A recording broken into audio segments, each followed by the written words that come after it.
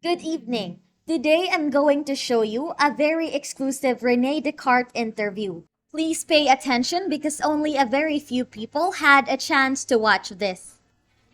Presenting our guest for today, the father of modern philosophy, René Descartes.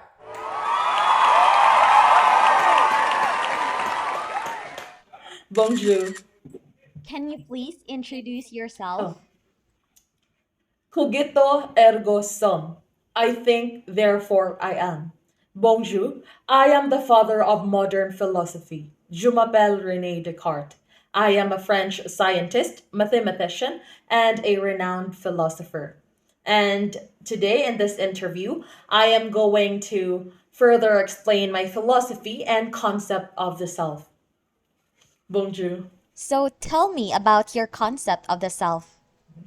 So, my concept of the self revolves around the idea of mind body dualism.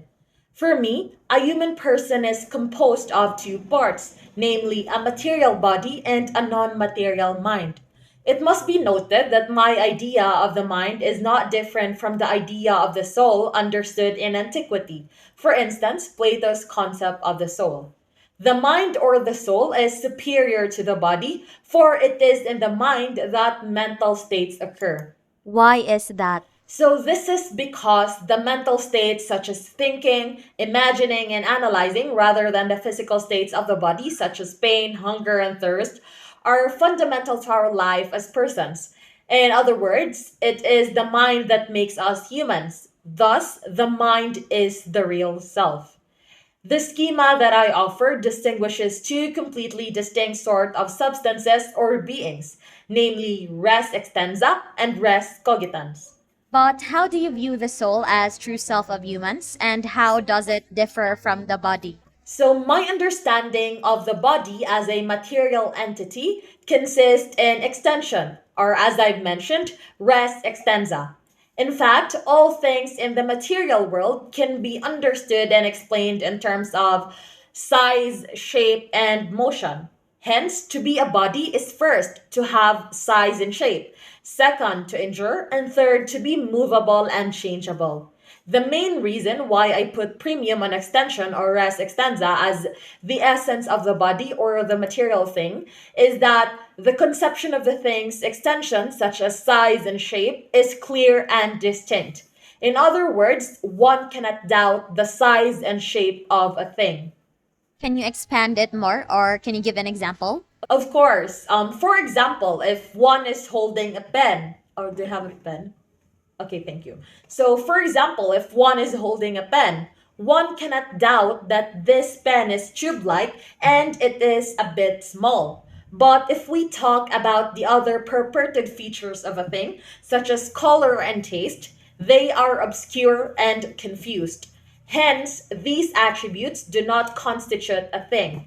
For example, the color red is not what makes a rose truly a rose. A rose flower can be white, yellow, or pink. It doesn't have to be red for it to be called a rose. On the other hand, as explained in my second meditation, I argue that the mind or soul is an immaterial, non extended substance that thinks, or res cogitans. By thinking, I mean by conscious of oneself and the object that it is thinking. Thus, the mind as a true self of humans is a thinking thing. And it is interesting to note that knowledge of oneself as a subject of conscious states and acts is the most certain knowledge anyone can have. As already mentioned, I am convinced that I can be certain that I exist because if I doubt, there must be a thinking mind that does the doubting. As I have said, I think, therefore I am. For me, this statement is indubitable because even if a powerful demon were to deceive me into thinking that I don't exist, I need to exist in order for that demon to deceive me. Therefore, whenever I think, I exist. Finally, I believe that the mind and body are both substances. Therefore, mind and body are completely distinct and that they are independent from each other. Although they are completely distinct from each other, I would argue that the mind and body are in some sense unified.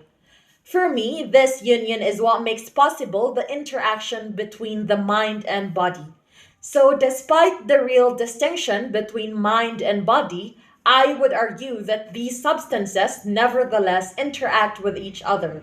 The mind causes certain changes in the body, and vice versa, and the body also causes certain changes in the mind.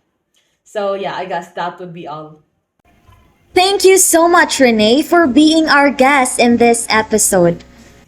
Finally, I now understand your Thank you. concept of the self, Thank and you. I hope the audience understood Merci it too. beaucoup. Merci beaucoup.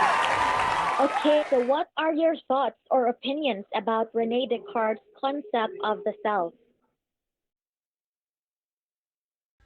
Yes, Miss Capacity. I agree with his statement. I think, therefore I am. I get where he's going with this, and especially when he said that even if there was a powerful demon to deceive him into thinking that he doesn't exist, he needs to exist in order for that demon to deceive him. It only implies that we can't doubt our existence because the self is indubitable. I also agree that the mind or the soul is superior to the body. And also when he stated that although the mind and the body are completely distinct from each other, they are in some sense unified. Overall, I don't have anything against his philosophy. Very well said.